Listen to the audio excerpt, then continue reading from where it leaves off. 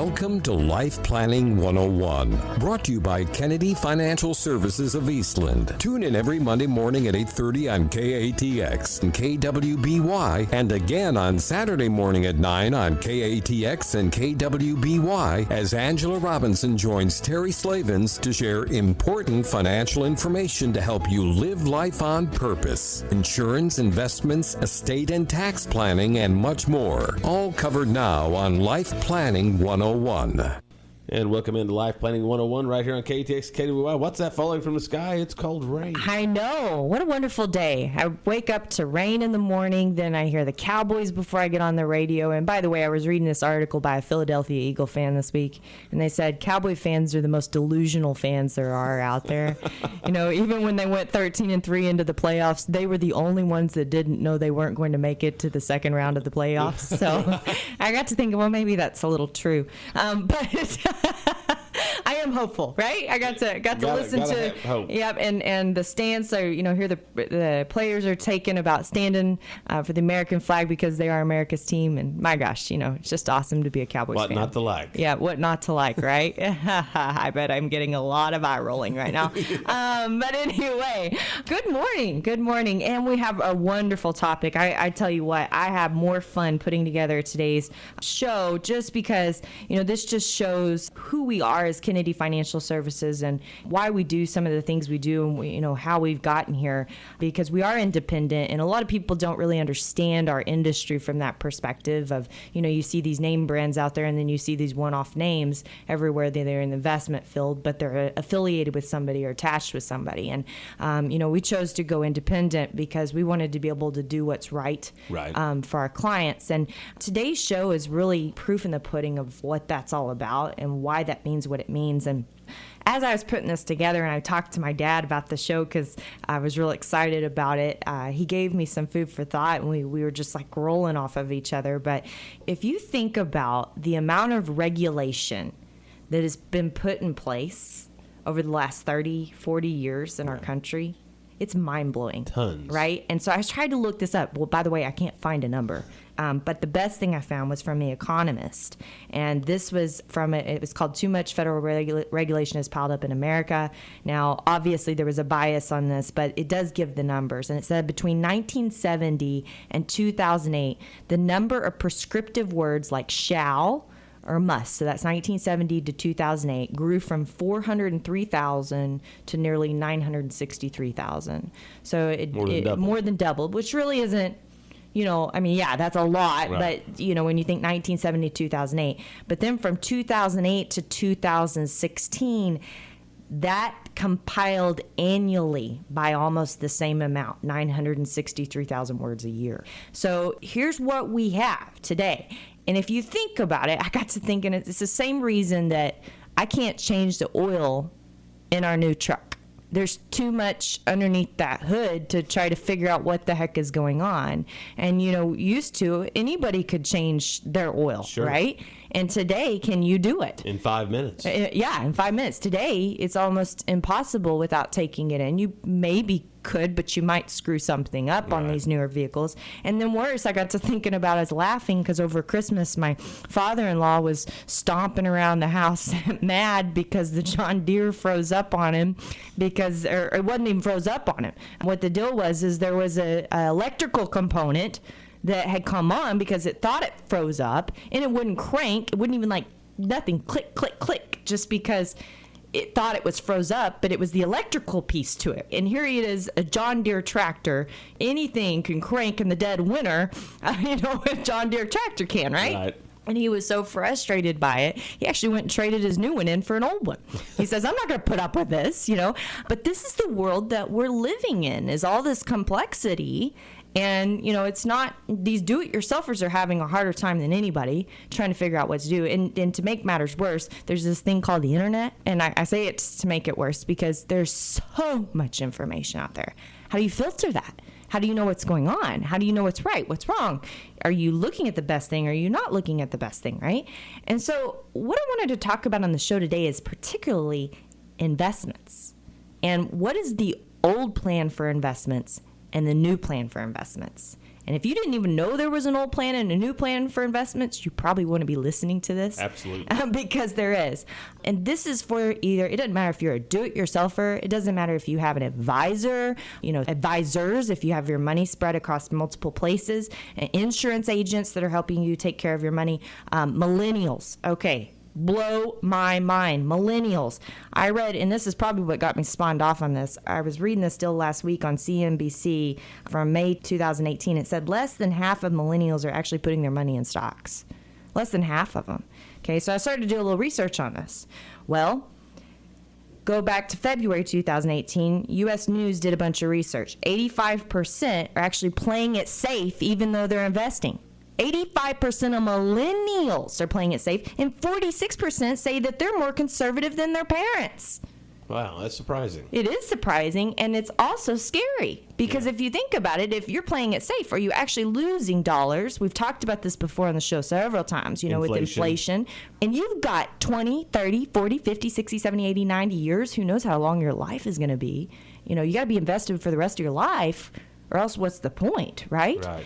And so, what is going on here? Well, I can only come up with one answer. And this happens with 401ks, by the way. When we go help people set up 401ks, and we see this with millennials, is they're frozen.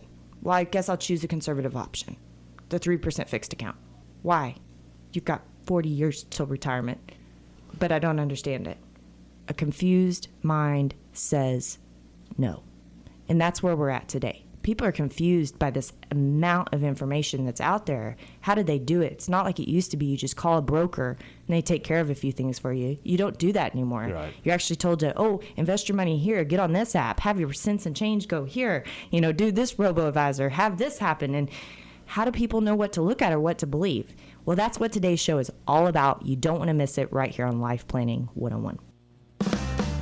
Segment 2, Life Planning 101. Angela? Yes, and we're talking about investments. Do you have the old plan or the new plan? So, you think about the word investments, and man, doesn't that word just bring on a mixed bag of emotions and descriptions for people, just depending on who you are, whether, you get excitement, intensity, fear, distinction, grandeur, exposure, right? Pride. But no matter what that feeling is, it's all a facade, right? Every bit of it, because how many times have you seen someone talk over the fence and brag about their investment returns? And what does that really mean to somebody in a given year, 1 year out of their life? And how does that really impact their overall plan? Or how many times do you hear, people talk, well, I lost this much in 2008, or I lost this too much in 2008, or, how many times were you crucified by that market or even just Kramer and listening to his advice? And it happens, right? So we have a saying that we use in insurance a lot about, is your policy the old policy or new policy? And you may have bought it yesterday and it's the old policy. And that's unfortunately the truth because they still exist. Right. Well, investments are really the same way. It's kind of like that car, that you've got, you can't even do your own oil change anymore. Unfortunately, investments, they make you believe, yes, I can go out and invest, by myself, but you're buying a 1980 car when you do that. And what does that really mean for you? And so what we did is we put together, the plan of investing as we follow, and it's actually got 5 components. And it's built upon the components of the old plan. In the old plan, there was maybe 1, 2, or 3, just depending on how you did it. So we still follow those components, but what we've really done over the years is add on to that, because it's just like these regulations, with more regulation, with more confusion, with more information, you can't do what you've always done and expect the same or a better result. It's not going to work. What do they call that? If you keep doing the same thing over and over and getting the same results? Insanity. I think that's pretty sure that's what it is. So, we're going to talk about these 5 components, and I'm going to go through the first couple really quick, and then we're going to talk about the new plan and what that actually has.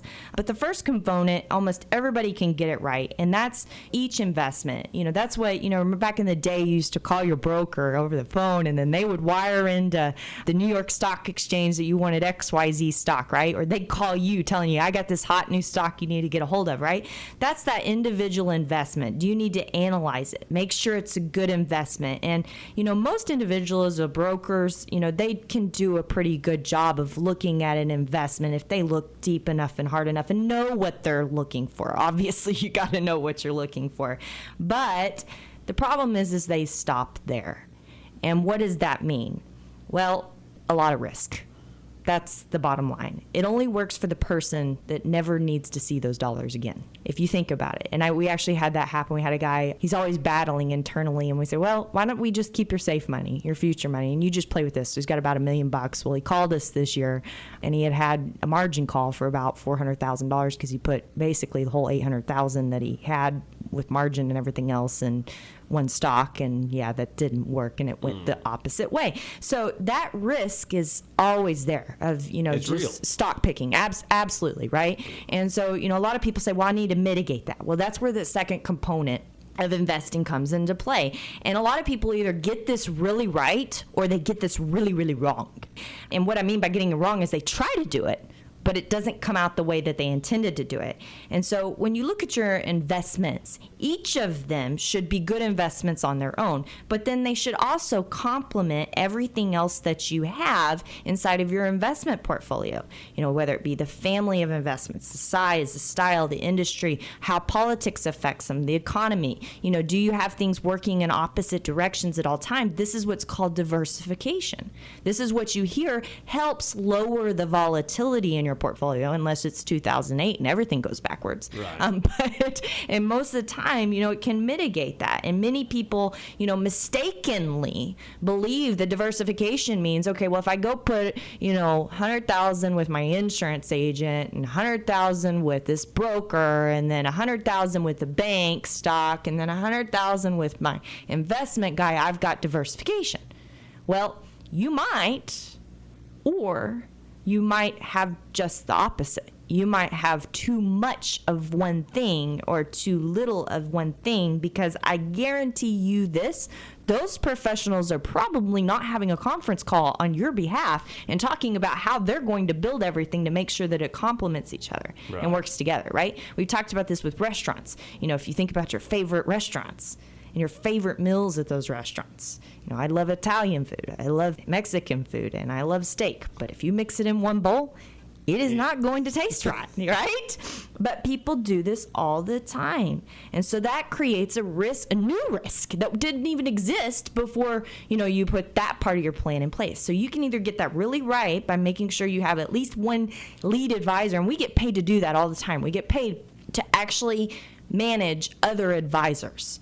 And so make sure that everything complements each other, because people have relationships. They live in small towns. They want to, be good on these relationships, but they still need to make sure that everything complements each other and doesn't have that overlap or gap. An umbrella.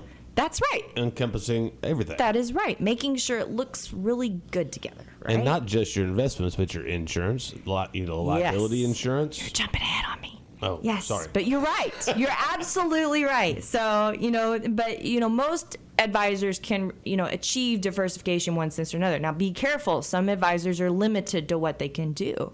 And so they put you in a cookie cut box and with everybody else. And if they sell stars, you're getting stars. It doesn't matter if you want circles or triangles or squares, you're getting stars. And that's what happens. So you have to make sure you've got someone that can be open architecture and do this.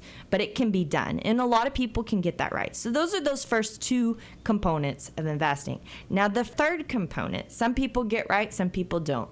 This is where we get kind of less and less of what we see actually people have. And this is when an advisor actually takes the time to put together a financial plan for somebody. So you have this financial plan with your goals, your future, what you want to accomplish financially. Maybe it's retirement, paying for your kids' college, paying for weddings, doing all this stuff. And then how are you going to get from point A to point B with your money in order to achieve that. Okay, that's what a financial plan does for you. Okay, so people get this right. They go to a financial advisor and they get this financial plan, but often where the break is that they don't have the financial plan implemented with the investments. So there's this little hole that happens. So again, you kind of get it really right or you get it really wrong. And why did you pay the money to get the financial plan if you aren't going to do this part, right? But they at least have that in place. Now, here's what ends up happening is even though you actually get that and maybe even you get your investments allocated the way they need to be allocated to meet that financial plan, how many times are you reviewing those together? And this is where I would say 99% of people are not having this happen. They're not updating that financial plan on a yearly basis and having those investments analyzed in conjunction with that plan. Now, that's no fault to your advisor. It's a fault to the technology in our industry. It's very difficult to do. We do it, but my gosh, we've got a staff of a lot of people, right? And because we know it's the right thing to do and we're going to do it, but some people are limited by that. And even with technology, it's still time consuming for that advisor to do it the right way because they got to update that plan every single year. But it is an important factor. So those are the three components though. And I got news for you. That's the old plan. The old plan. The old plan. And we we're haven't talking even new plan. got into the new plan. And we are going to do that when we come back. You don't want to miss it right here on Life Planning 101. Final segment already, Life Planning 101. Great information once again, as always. Yes. Angela. And we're talking about investments. Do you have the old plan or the new plan? And by the way, that's our Twitter poll, but I guess you can't answer it so you know what that new plan really is, unless you just know for sure you have the old plan after we just discussed it. But, we were talking about what's going on with the millennials and why are they not investing? The confused mind says no. I think that's the bottom line is that there's too much out there. The regulations have just gotten so thick that you can't see through all the mud and you don't know where to start. The number of investments. I mean, you think back in 1980, stocks and bonds, CDs. That's it. Right? Whole life, universal life, term insurance. That was it. Well, today, my gosh, you got REITs, and limited partnerships, and mutual funds, and ETFs, and I still get that all the time. What is an ETF? And, it's been around since, I guess, 2008. I don't even know when they started. I mean, that's fairly new, right? You've got hedging and options and all of the, go on, it list goes on. Variables, variable life, variable Futures. universal life. You have futures. My gosh, we could have a talk just on different types of investments. And it's crazy what's out there. And that's why I say you be careful of who you're working with, that they're not captive and they don't put everything in a box. Because I am an insurance agent, okay? So don't take this in a bad way. But if you're dealing with an insurance agent, most likely you're going to get an insurance product that is going to fit you. Does that actually mean that it fits you? Yeah, may not, okay? Right. So make sure you're working with somebody that's open architecture and can look at everything and has a non-bias towards everything. That's another big piece in all of this, right? So we've already talked about the first component, getting that right, whether it's just a single good investment. Second component, making sure things work together. They're, blending well, meshing well, right? They got to get along, in other words, in your investment portfolio. The third component, your financial plan having to match up to your investments and having that analyzed on an annual basis. Now, the fourth component is where we start to see less and less. And I will say this, insurance agents can get this right. But here's where they go wrong is, again, they're trying to put everything in an insurance product. So be wary because they hit home on this really hard. But it's good. It's really good. We do it. And that's having an income plan in place. Your investments need an income plan in place. If you think about what is everybody's big fear with the market, it's going to go down, right? Do we know when? No, nobody knows when. I can tell you they know when. They don't know when it's going to happen. Even the guy that predicted all of this mortgage crash back in 2008, he didn't know when it was going to blow up, right? He could see it coming, but he didn't know when. So no one has that crystal ball to tell you when. Well, an income plan helps mitigate that risk, right? Because if you have things in place for the next 3 to 5 years always that aren't at mercy of the market to provide you income, hey, you can let that market just ride the way that it needs to ride, right? Sure. And then it does some other things. It gets rid of some other risks that we don't like to think about. Number one, ourselves. we're the biggest risk to our portfolio because we are emotionally tied to our money. Fear and greed, okay? Both ways. Whether you say, I'm not a greedy person, when it comes to investing, something in that little mind just gets triggered. Oh, I want more of that. I want more of that, right? Fear.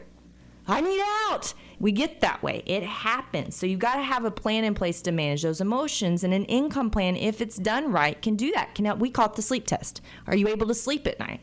And we set every portfolio up, every income plan up so that our clients are able to sleep at night. Because isn't that what life's all about, is living life on purpose, not worrying, not having to think about what your investments are doing on a daily basis? Otherwise, why hire somebody, right? If you want to get that in detail.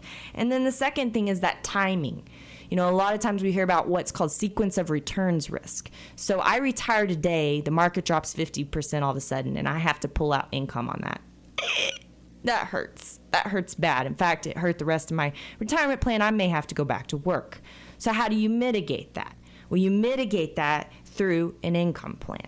Having the income in place to mitigate that risk of those sequence of returns and letting things ride out the way that they need to ride out. So this is a big thing. Very few people have it. It's part of the new investment plan. Doesn't make the new investment plan, but almost everybody needs this, okay? Almost everybody needs this, and it's very, very important. So let's get to the big thing. Now, this component is almost completely non-existent in an investment plan. We do it. Obviously, I wouldn't be talking about it if we didn't do it, but I don't know many people that do. We work with a ton of advisors across the nation. I go to forums, conferences, you know, all kinds of things, and talk to people about how they run their business, what they do, what's going on. And, you know, outside of a family office that serves like mega wealthy clients, there's just not many advisors that do this because it is so time consuming to do it. And they're content with the way that they do business. So here's the question. How do you make your investment portfolio make money with zero return from your investments? Interesting. There may be technical stuff that, you know, the CFA in-house can do, but that's not really what we're talking about here. We're talking about the opportunity that your investments create in any given year. Is it tax reform, recession, expansion, legislation, you know, your unique situation, family dynamics? What about your future, goals, changes to those things? That holistic view of all of that together may create the perfect storm for your investments to make money when the market is down 50%. Have you ever thought about that? Yeah. I mean, you think about it all the time, but is there an answer? Yes, there is an answer. All right. It's always an answer. And that's what, you know, we look at every year. How are we going to provide value for this client, for this opportunity, this unique situation today? And there's always a way to do it. And it's positioning that overall wealth creation. But it's got to be somebody that knows about that overall life plan of yours. You know, you mentioned it, your property and casualty insurance, your other insurances, your taxes, investments, bankings, entities, legal structures, documents, cash flow. Whatever's going on about you. Who knows about your health, your family, your wishes, your desires, what you want to happen if something goes wrong at the wrong time? Who has the capacity and the knowledge in the financial world to pull all of it together? You? Probably not. Probably not, right? 10,000 hours to mastery and all of those things takes a lot. And we don't know everything, but it's something to create your life's work and make it sing, right? And one can't work without the other. And we call this holistic capitalization on your investments. Holistic capitalization on your investments. And so it's what makes your investment plan sing no matter what, because it encompasses every other planning opportunity around it. So your investments can actually make money when you have zero investment return. Pretty awesome. Awesome. That's the new investment plan. And so the question is, do you have it? What would you want it? Why are you wasting another minute not having it, right? And that's really the truth behind what you need to think about when you think about your investments. Forget about the technicalities of a single stock and getting excited talking about over the fence. What if you saved $1 million in taxes this year? What if you saved $20 million for your family? Did you know that your investments could do that for you? Wow. Pretty impressive. Right here on Life Planning 101. Don't miss us every week. My name is Angela Robinson. God bless everyone. Thank you for joining us for Life Planning 101, brought to you by Kennedy Financial Services of Eastland. Tune in every Monday morning at 8:30 on KATX and KWBY, and again on Saturday morning at 9 o'clock on KATX and KWBY for more Life Planning 101. Advisory services offered through Smart Money Group, LLC, a registered investment advisor. Securities offered through Colton & Associates Incorporated, member FINRA SIPC. Kennedy Financial Services Incorporated is an independent of Colton & Associates Incorporated and Smart Money Group, LLC.